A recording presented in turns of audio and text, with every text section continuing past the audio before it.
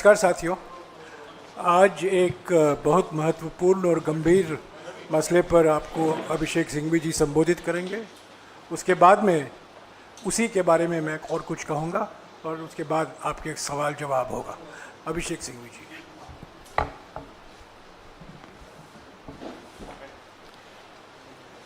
नमस्कार दोस्तों,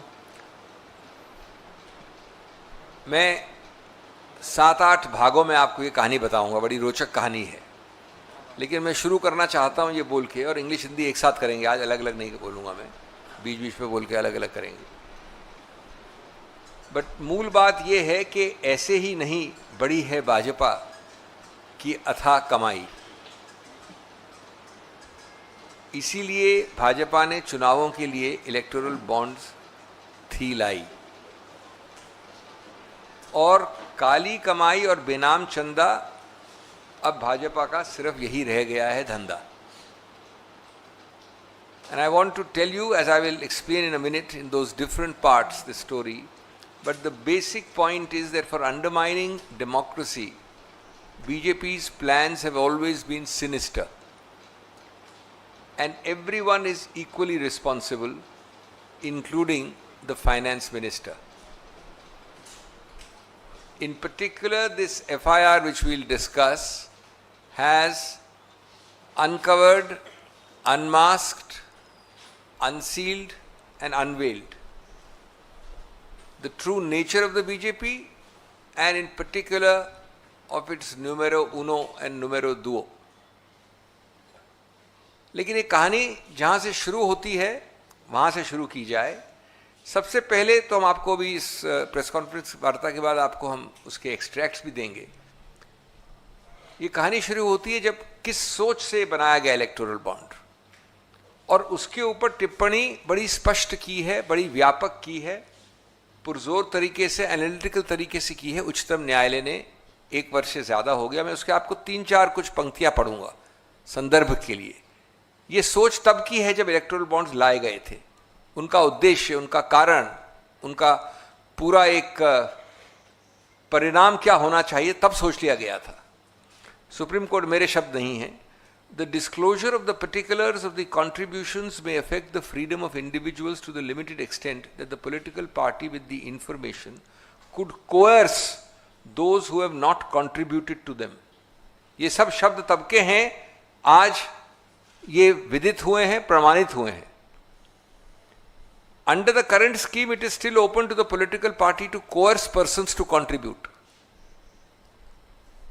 Governmental decisions through a seat at the table and quid pro quo arrangements between the contributor and the political formation.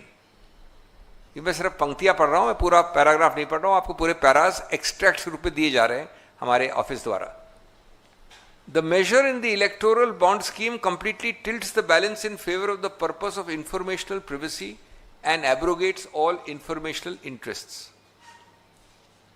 फिर वापस para के बाद para में quid pro को का शब्दावली, वाक्य इस्तेमाल किया उच्चतम न्यायालय में। पढ़ नहीं रहा हूं, बहुत सारे ऐसे पैरास हैं।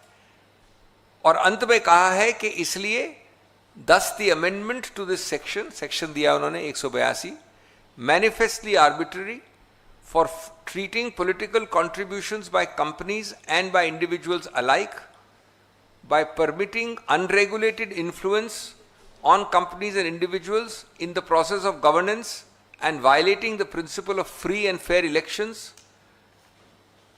etc. etc. तो ये तो हुआ कहानी की शुरुआत, जिसको यद्यपि मैं दोषारोपण कुछ करना चाहता हूं विलंब के बाद, लेकिन बड़ा स्पष्ट रूप से उच्चतम न्यायालय ने नकारा। अब इसका तीसरा पहलू क्या है?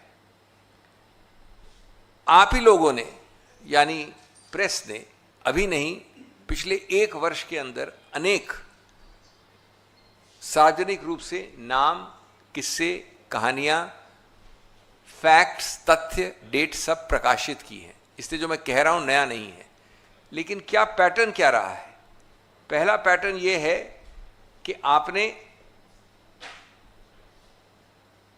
कब लिया इलेक्टोरल बॉन्ड, किस तिथि पे लिया, कितने का लिया, उस लेने के पहले कितनी बार दस्तक दी आपके दरवाजे पे ईडी ने और आईटी ने? उस दस्तक के बाद आपको कितनी प्रताड़नाएं सहनी पड़ी, कभी जेल के अंदर या जेल के बाहर।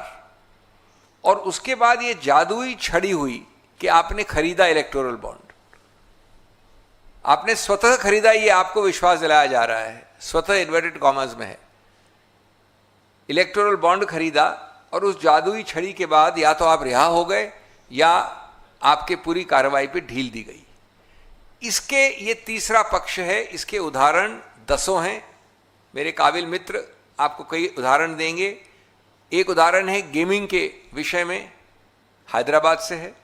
दूसरा उदाहरण है उन व्यक्तियों का जिनके केसेस आपके सामने आए, वो भी हैदराबाद से हैं। उनमें से कोई अप्रूवर बना, किसी ने किस्सा कहानी सुनाई, पहले बिल्कुल विपरीत बोलने के बाद, और अंत में उनको छोड़ा गया या बेल मिली इलेक्टोरल बॉन्ड्स बहुत बड़े बड़े अमाउंट्स के खरीदने के बाद। तीसरा उदाहरण एक ऐसी कंपनी का है जिसको लगता है वो एक ही कंपनी है जो सभी इंफ्रास्ट्रक्चर कॉन्ट्रैक्ट्स ले लेती है भारत सरकार के।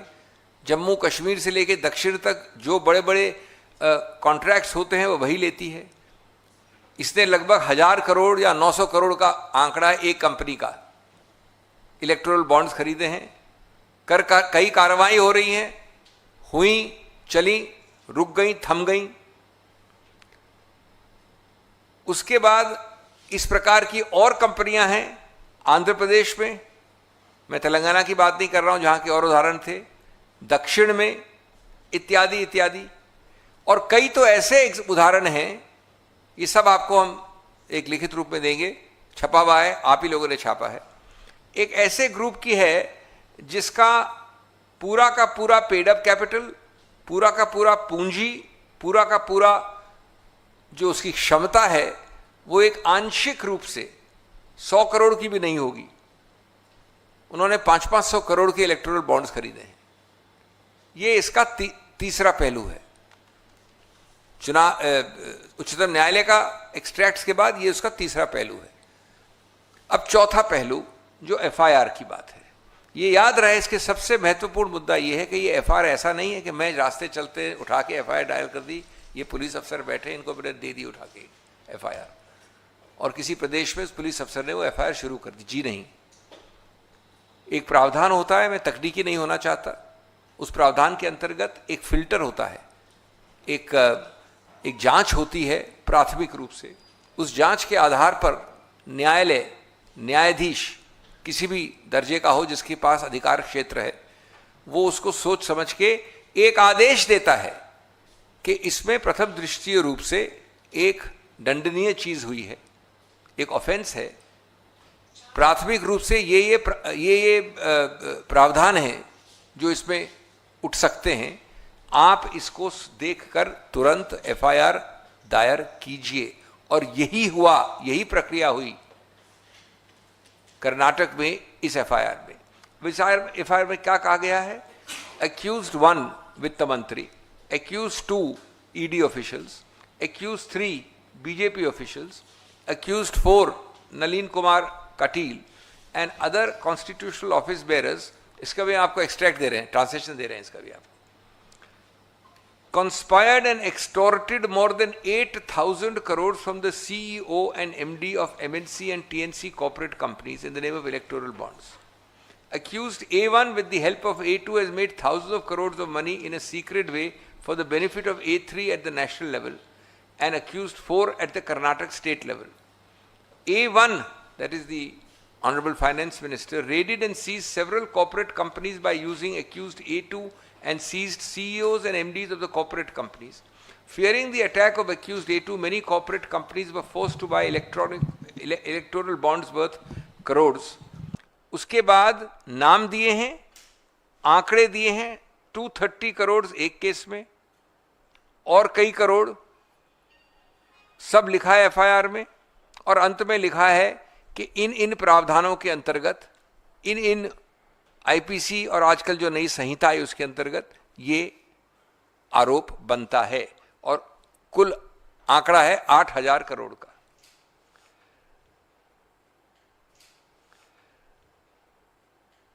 मैं ये कहना चाहता हूं कि इसमें से खैर सब उच्चतम लोगों के नाम भी हैं, भारतीय जनता पार्टी के संबंधित लोग हैं, लेकिन ये सर्वविदित है कि वित्त मंत्री का ना अधिकार क्षेत्र है, न हिम्मत है, न पूरा वो अकेली कर सकती हैं। इसका आदेश, इसकी संरचना, इसका कार्यान्वित करना सब कुछ सिर्फ एक जगह से होता है। हम जानते हैं नंबर 1 कौन है, नंबर 2 कौन है, हम जानते हैं कि कैसे हुआ, क्यों हुआ, किसके आदेश में हुआ, किसके निरीक्षण परीक्षण में हुआ। ये ध्यान रखना बहुत आवश्यक है। अब इसका मैं 5वां प्रकरण आपको बताना चाहता हूं कि जब इलेक्टोरल बॉन्ड्स बने तो आरबीआई के गवर्नर के स्तर के एक व्यक्ति ने क्या कहा। जब ये बना रहे थे, प्रस्तावना थी, संरचना थी, जब ये कार्यान्वयन नहीं हुआ था, सबसे ज्यादा एक माना जाता है स्टैच्यूट के अंदर बना है, कानून के अंदर एक अलग संस्था है, उसके सिटिंग गवर्नर ने, और उनका क्या हश्र हुआ हम जानते हैं। उसके बाद ये लिखा था, ये है 14 सितंबर 2017 को, और इसके बाद 2 चिट्ठियां और हैं जिसके बाद उनको इस्तीफा देने में विवश किया गया। We are concerned that the issue of electoral bonds has the possibility of misuse, more particularly through the use of shell companies. Great reputational risk, मैं पूरा नहीं पढ़ रहा हूं, provides anonymity. We believe this can be better achieved in a different way. Otherwise, it can lead to money laundering. बाद में उन्होंने एक बार और चिट्ठी लिखी जिसमें मनी लॉन्ड्रिंग के बारे में कहा, fraught with serious risk of money laundering. मैं तो कोटेशन कर रहा हूं, मेरे कोई शब्द नहीं है। ये आरबीआई के माननीय गवर्नर लिखते हैं सरकार को, और सरकार उसको डस्टबिन में फेंक देती है, उनको हटा देती है। ये सोच थी। इसका अगला पक्ष जो मेरे वरिष्ठ मित्र से सीधा संबंध रखता है और जिसमें मेरा प्रिविलेज है, कानूनी रूप से मैं पेश हो रहा हूं, इस सब को दायर पायर करने के लिए आपने एक फिक्शन और किया। आप जानते थे कि असंवैधानिक है, आप जानते थे कि जो लोग खड़े हो सकते हैं, बोल सकते हैं, वो इसका विरोध करेंगे, आप जानते थे कि आप इसको राज्यसभा में पारित नहीं कर सकते हैं, तो आपने इसमें एक टैग लगा दिया मनी बिल का। आज तक वो मामला पेंडिंग है, निलंबित है, इनके नाम से केस है, बल्कि जनाब रमेश बनाम सो एंड सो। और मेरा पूरा मानना है कानूनी रूप से, संवैधानिक रूप से, कि किसी रूप से दूर दूर तक ये मनी बिल नहीं बनता। इसका एक विकृत रूप से फ्रॉड करके इसको मनी बिल बोला गया, लेकिन वो उच्चतम न्यायालय निर्णित करेगा। इससे सबसे बड़ा महत्वपूर्ण मुद्दा क्या उठता है, मैं अभी जल्दी ही संक्षिप्त में खत्म करने वाला हूं। एक व्यापक सबसे बड़ा मुद्दा क्या है? मुद्दा है लेवल प्लेइंग फील्ड। आपको मालूम है समतल जमीन एक निष्पक्ष और स्वतंत्र चुनाव के लिए अति आवश्यक है, और निष्पक्ष और स्वतंत्र चुनाव लोकतंत्र के लिए, गणतंत्र के लिए अति आवश्यक है। और गणतंत्र और लोकतंत्र और निष्पक्ष चुनाव और समतल जमीन इसी कारण से बेसिक स्ट्रक्चर, संविधान के मूल ढांचे का एक अभिन्न अंग बन जाते हैं। तो ये उस मूल ढांचे की नींव पर प्रहार करता है। और इस बात को एक प्रकार से 2015 की लॉ कमीशन रिपोर्ट ने पूर्वानुमान कर दिया था, यद्यपि उस वक्त इलेक्टोरल बॉन्ड्स नहीं आए थे। उन्होंने पूरी लॉ कमीशन की रिपोर्ट लिखी है, 255वीं रिपोर्ट, कि आप किसी भी, मैं पढ़ नहीं रहा हूं उसको, कोटेशन को नहीं पढ़ रहा हूं, लेकिन मैं आपको संक्षिप्त बता रहा हूं उसको, मेरे पास सामने कोटेशन है। किसी रूप से येन केन प्रकारेण, तौर तरीके बदलकर, चालाकी से, जहां आप रुपया ले आते हैं, तो रुपया, it is undeniable that financial superiority translates into electoral advantage, and therefore richer candidates and richer parties have a greater chance of winning elections, and so on. ये सीधा हमारे गणतांत्रिक लोकतांत्रिक सिस्टम के ऊपर एक जबरदस्त प्रहार है। तो इसलिए दोस्तों, मैं अपनी बात को अंत करना चाहता हूं ये कहकर कि इलेक्टोरल बॉन्ड्स स्कीम EBS और कुछ नहीं है, सिर्फ एक्सटॉर्शनिस्ट बीजेपी स्कीम EBS, सिर्फ वही है। ये है एक नया वर्जन, एक नया जुमला उस पुराने जुमले के ऊपर, खाऊंगा भी, चुराऊंगा भी और वसूली के लिए सताऊंगा भी। ये सिर्फ वित्त मंत्री की बात नहीं, जिनको तो तुरंत इस्तीफा देना ही चाहिए। मुझे वैसे दुर्भाग्यपूर्ण रूप से इसका कोई संदेह नहीं है कि वो नहीं देंगी, लेकिन हम पार्टी की हैसियत से देश की तरफ से पूरे पुरजोर तरीके से उनका इस्तीफा तो मांगते ही हैं। लेकिन क्या इस देश में हम लोग घास खाते हैं कि हमको पता नहीं है कि इसकी जिम्मेवारी कहाँ रुकती है? इसकी शुरुआत हुई जिम्मेदारी वहीं से, उसी घर से जहां इस देश के सब नंबर 1 रहते हैं, और इसका अंत भी, डायरेक्शन भी, इसकी कार्यान्वित करना भी, इसका नियंत्रण भी सिर्फ वहीं से होता है। मैं अंत करूंगा बात दोहराकर माननीय राहुल गांधी जी की, जिन्होंने एक एंटायर करप्शन साइंस की बात की थी इस विषय में, और कहा था कि उन्होंने हमको एक टेक्नोलॉजी सिखाई है, बीजेपी ने एक पूरी साइंस बना दी है कि छापा डालकर चंदे की वसूली कैसे होती है। ये उनके शब्द हैं, काफ़ी निकट अभी हाल में कहे गए हैं। चंदा लेकर ठेका कैसे बांटा जाता है, भ्रष्टाचारियों को धुलने वाली वॉशिंग मशीन कैसे काम करती है, एजेंसियों की वसूली एजेंट बनाकर बेल और जेल को खोल कैसे सकते हैं, इत्यादि इत्यादि। तो ये आपने एक बहुत जबरदस्त षड्यंत्र, कॉन्स्पिरेसी देखी है। अंत में दोस्तों मैं ये कहना चाहूंगा कि ये एक न्यायिक शुरुआत है। ये न्यायपालिका और न्यायाधीश द्वारा माइंड अप्लाई कर एक शुरुआत, इनिशिएशन है। हम आशा और विश्वास करते हैं कि न्यायिक प्रक्रिया द्वारा जो लोग इस महान षड्यंत्र में, जिसमें सिर्फ एक एफआईआर में 8,000 करोड़ का आंकड़ा है, उनको समन किया जाएगा। अगला स्टेप होता है समन। उनके स्टेटमेंट्स रिकॉर्ड किए जाएंगे और उनके आधार पर उनको गिरफ्तार किया जाएगा। ये फौजदारी कानून का एक ऐसी प्रक्रिया है जो इनके लिए भी बराबर है, हमारे लिए भी बराबर है। यद्यपि पिछले 10-12 सालों में इसका द्वेषपूर्ण इस्तेमाल सिर्फ एक तबके के लिए किया गया है, राजनीतिक प्रतिद्वंदियों के विरुद्ध। लेकिन आज अगर ये केस बनता है सीधा समन्स का, इंटेरोगेशन का, गिरफ्तारी का, तो इससे बेहतर केस कोई हो नहीं सकता। लेकिन मैं समझता हूं कि उससे पहले आंख की शर्म आती है, और आंख की शर्म कम से कम न्यूनतम रूप से ये इस्तीफा तुरंत मांगती है। धन्यवाद। शुक्रिया सिंघवी जी। मैं कुछ बातें कहूँगा पृष्ठभूमि को लेकर। आपको याद होगा 15 फरवरी 2024 को सुप्रीम कोर्ट ने अपना फैसला सुनाया था कि इलेक्ट्रल बॉन्ड स्कीम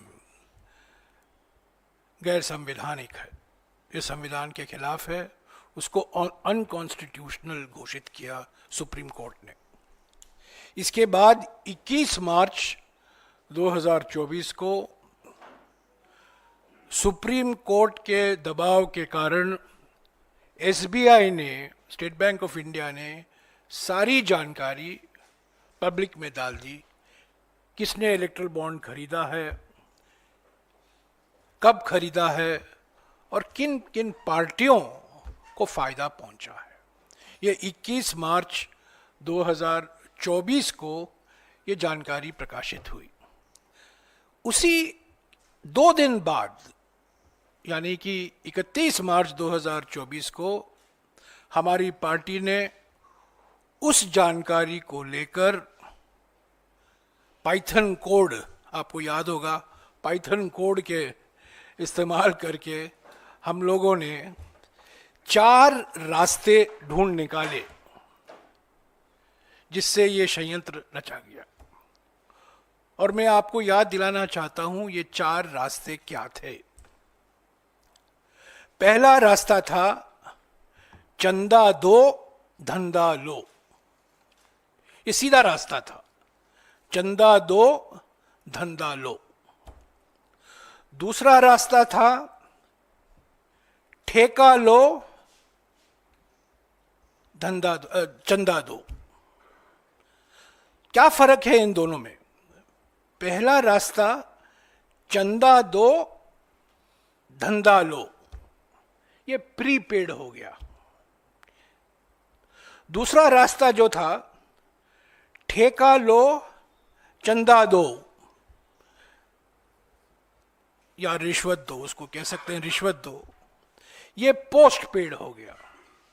तो पहला रास्ता प्रीपेड था रास्ता, दूसरा रास्ता पोस्ट पेड रास्ता था। अब देखिए तीसरा रास्ता क्या था जो इस एफआईआर के संदर्भ में अहम महत्व रखता है, और यह तीसरा रास्ता था हफ्ता वसूली। और यह हफ्ता वसूली का दूसरा नाम पोस्ट रेड, पोस्ट पेड नहीं, पोस्ट रेड। ऐसे कई कंपनियां थी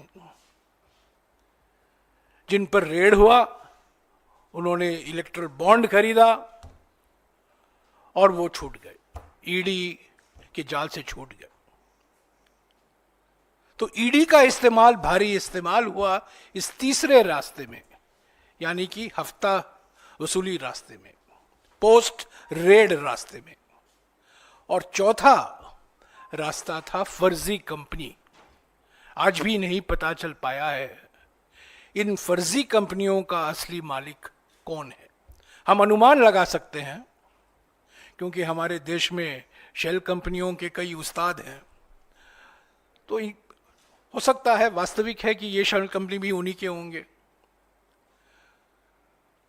तो ये चार रास्ते कुल मिलाकर बीजेपी को 5.5 साल में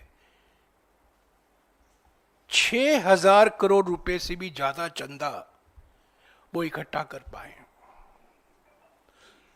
चंदा दो, धंधा लो, प्रीपेड, ठेका लो, रिश्वत दो, पोस्टपेड, हफ्ता वसूली, पोस्ट रेड, और चौथा फर्जी कंपनी।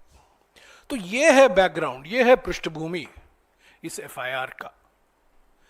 4 महीने से हम मांग कर रहे हैं कि एक एसआईटी होना चाहिए सुप्रीम कोर्ट में, ताकि पूरा खुलासा हो किन्होंने फायदा उठाया है इलेक्ट्रल बॉन्ड का, क्यों इलेक्ट्रल बॉन्ड उन्होंने खरीदा, उन पर क्या धमकियां दी गई थी, ईडी, इनकम टैक्स और सीबीआई का कैसा दुरुस्तेमाल हुआ, दुरुपयोग हुआ, ताकि कंपनियों को मजबूरी वो इलेक्ट्रल बॉन्ड उनको खरीदना ही पड़ा। हमने ये मांग करते आए हैं। हमने कई बार जेपीसी की भी मांग की है इस मामले को लेकर, पर परसों दिन एक बेंगलुरु के एक विशेष कोर्ट के आदेश अनुसार एक एफआईआर दर्ज हुआ है, और अभी अभी सिंघवी जी ने आपको बताया है अगले कदम क्या होंगे। समन्स होगा, स्टेटमेंट रिकॉर्ड किया जाएगा, पर यह बात जो उन्होंने कही है मैं उसको फिर से दोहराऊंगा। इस एफआईआर में हमारे कहने से नहीं, कोर्ट के कहने से, ये जो नाम एफआईआर में शामिल किए गए हैं ये कोर्ट के वजह से, कोर्ट ने कहा है, आदेश दिया है, विशेष अदालत ने आदेश दिया है। एक्यूज नंबर 1 सर्वोपरि देश के हमारे वित्त मंत्री हैं, उनको फौरन इस्तीफा देना चाहिए, नैतिक रूप से, न्यायिक रूप से और राजनीतिक रूप से वो दोषी हैं। ईडी, इनकम टैक्स, ये 2 संस्थाएं सीधे वित्त मंत्रालय से जुड़े हुए हैं, और एसबीआई भी वित्त मंत्रालय के जुरिस्डिक्शन में आता है। तो एक्यूज नंबर 1 जो हमारे यूनियन वित्त मंत्री हैं, भारत के वित्त मंत्री हैं, उनको फौरन इस्तीफा देना चाहिए।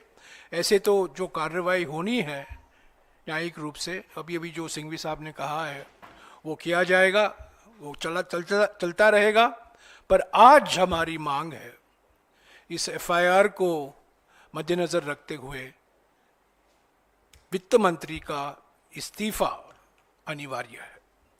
शुक्रिया। अगर आपके कुछ सवाल हैं अभी आप पूछ सकते हैं। हाँ जी।